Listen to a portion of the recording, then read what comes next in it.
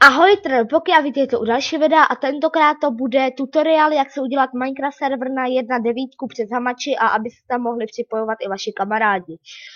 Tohle všechno si teďka ukážeme, ale jako první si teda musíme udělat složku a to si pojmenovat třeba Minecraft server 1.9. Tu složku si necháme tedy na ploše a musíme si stáhnout 2 věci, aby jsme tento server mohli udělat. První věc je tady Minecraft server. Já vám dám tady ty stahovací věci nebo linky na tady to stahování do popisku videa. A tady si musíte dát, stáhněte si je zde, nebo vy to budete mít v češtině. Já to mám, mě to furt překládá. Takže prostě si tohleto dáte a dáte tady multiplayer server a dáte Minecraft server 1.9 jar. To zmačknete a ono se vám to začne stahovat. Já se vám ozvu, až se mi to stáhne. Takže jsem zpátky, už se to stáhlo, tady mi to teďka napsal, tento typ souboru může poškodit počítač.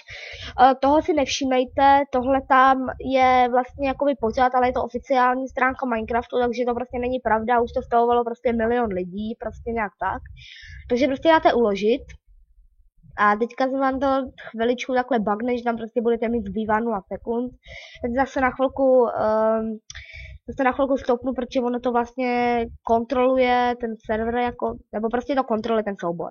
Tak jo, jsem zpátky. Konečně se to udělalo. Takže my si to dáme, ten server, na plochu. A tuhleto stránku vám dám teda do popisku videa. Tohle. A tenhle ten server si dáme sem do této Minecraft složky. Nebo do téhle složky, kterou jste si vytvořili. To si potom otevřete a server otevřete také. Chviličku počkáte, než se vám to načte. Musíme chvilku počkat. Vidíte, ono totiž tvoří tady ty složky, prostě tvoří to takovýhle ty blbosti. Ještě by to mělo vytvořit jednu věc, jestli se nepletu, jo, nebo tak 2. Eulu to vytvořilo, teďka to zastavilo, protože vy musíte otevřít tu Eulu a Eulu musíte dát na true, jinak vám server nepůjde. Potom dáte soubor uložit a můžete to zavřít. Poté zase otevřete Minecraft server a vám se tam načte zbytek těch souborů. Jako je třeba banlist, jestli chcete whitelist, tam může být. Vidíte, tvoří se tady server a všechno. Vidíte, propane spawn area, vidíte, tvoří se tady server, jak vidíte, a taky se dělá toto. A já se vám ozvu, ať se vytvoří celý server a potom můžeme pokračovat. Takže jsem zpátky, jak vidíte, done, je to hotovo. Takže server si můžete bezpečně zavřít a otevřete toto server.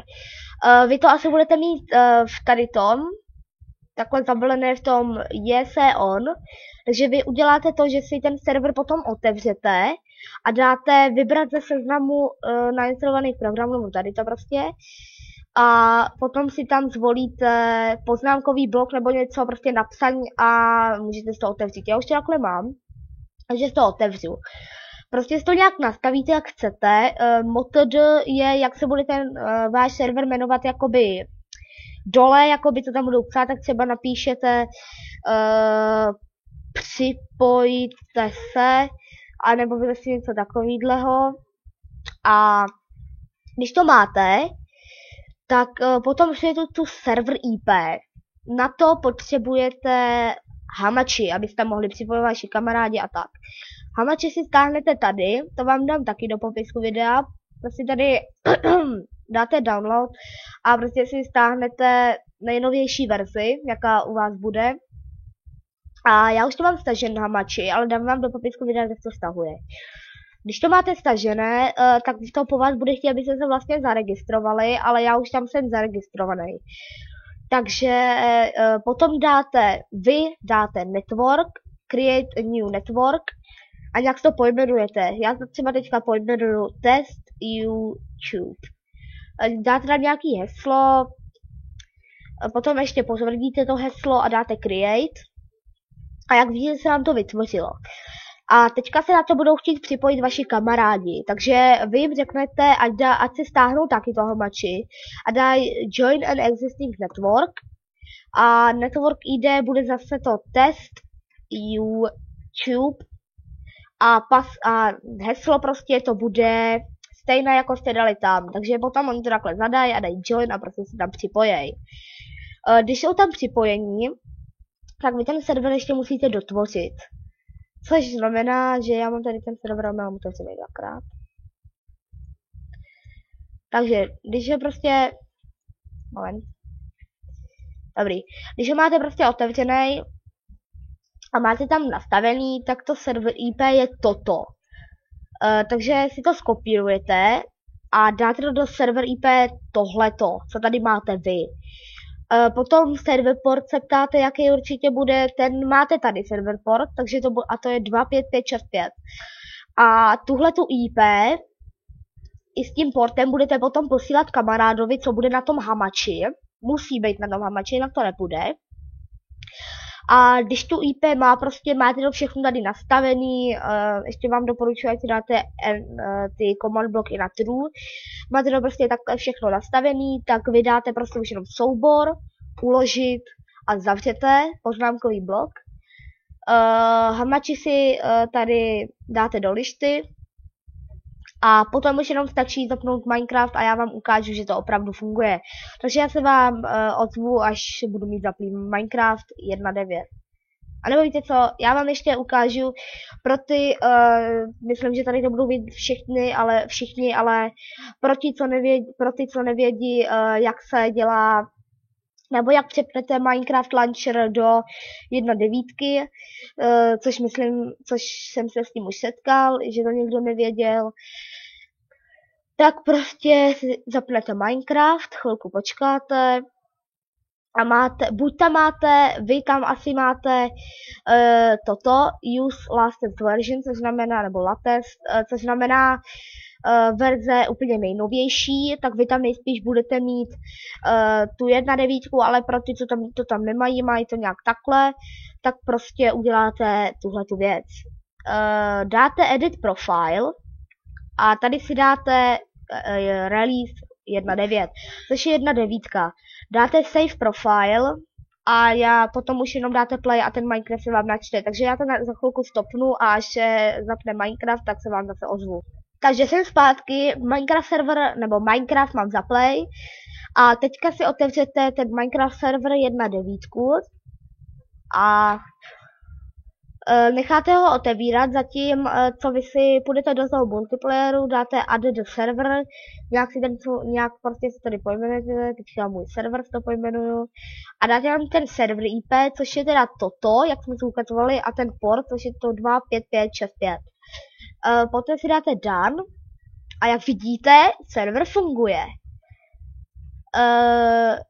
Vidíte, protože server je načtený, a vy už jenom jednoduše dáte, že se chcete připojit, napíše vám to, že se připojujete, ale teďka se připojíte, chvilku počkáte, za chvilku se připojí, hlavně protože vy se připojíte první, tak to teďka chvilku bude trvat, protože se vám to tady načítá.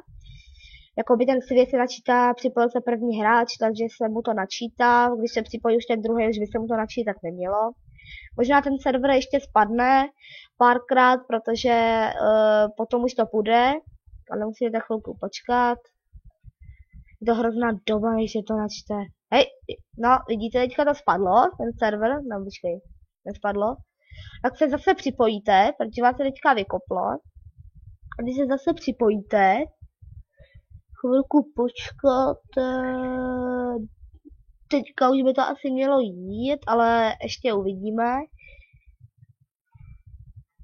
Počkáme, jo, a vidíte, server funguje, jste tady připojení a když budete chtít, aby se připojil nějaký váš kamarád, tak mu prostě dáte tu IP, zapnete server, dáte mu hamači, tady to, ať se vám se připojí, a když je připojený, tak prostě už si tady můžete spolu hrát a Prostě je ten server nekonečný, akorát já se omlouvám, ono to zase spadlo, protože jsem měl zase ten Bandicam, který zase nahrává jenom těch 10 minut. Takže jsem to prostě, se to vyplo a chtěl jsem říct, že jediná věc, co sem nemůžete dát, jsou pluginy, což je celkem škoda, ale jako je to zdarma Minecraft server zdarma prostě navždycky, můžete tady hrát s kamarádama, stavět si, zkoušet nové věci. Hlavně v Minecraftu 1.9. Jo, a ještě vám chci říct vlastně, proč si nemůžete dát Game Mode 1, že jo, se ještě možná ptáte. Tak kdybyste chtěli Game Mode 1, tak musíte jít sem na ten server a napsat OP a vaše jméno, takže u mě je to Dadapoky. Když to uděláte, tak server vám dá OP, což znamená, že už můžete psát GM a tak. Takže vy prostě napíšete teďka už jenom Game Mode 1 a už jste v kreativ módu a můžete si udívat. Když chcete, aby kamarád měl taky OP nebo GM, tak prostě jemu stačí dát lomeno Game Mode 1 a jméno vašeho kamaráda.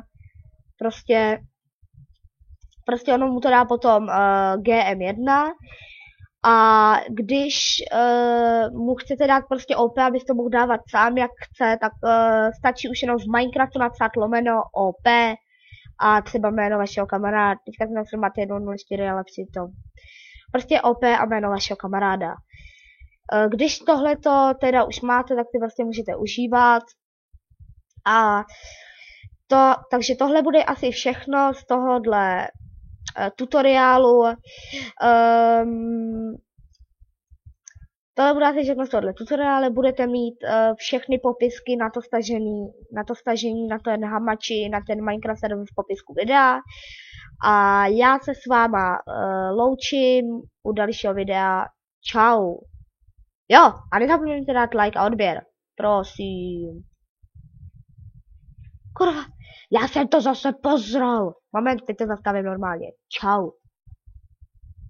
Ty vole, na to